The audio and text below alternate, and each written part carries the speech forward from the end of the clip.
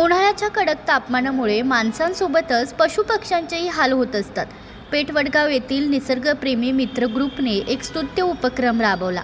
नरंदे तालुका हातकणंगले येथील सिद्धोबा डोंगर रांगांमध्ये कोरडे पडलेले पाणवटे भरून त्यांनी वनजीवांची तहान भागवण्याचा प्रयत्न केला. उन्हाच्या तीव्रतेमुळे डोंगरातील नैसर्गिक पाणवटे पूर्णपणे आटून जातात. आसपास कोणताही पाण्याचा स्रोत उपलब्ध नसल्याने पशुपक्ष्यांना पाण्याची भटकंती करावी लागते. अनेक वेळा पाण्याअभावी उष्माघाताने त्यांचा मृत्यूही होतो, तर काही वेळा वन्य प्राणी पाण्याच्या शोधात मानवी वस्तीत येताना दिसतात. या पार्श्वभूमीवर ग्रुपच्या सदस्यांनी कॅन, किटली, बाटल्या व कावडीच्या सहाय्याने सुमारे 2 किलोमीटर पायी चालत जाऊन पाणवट्यात तब्बल 250 लिटर पाणी साठवले.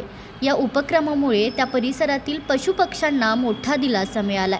विशेष म्हणजे हे सदस्य संपूर्ण उन्हाळ्यात आठवड्यातून एकदा पाणवटे भरण्याचा संकल्पही केला आहे.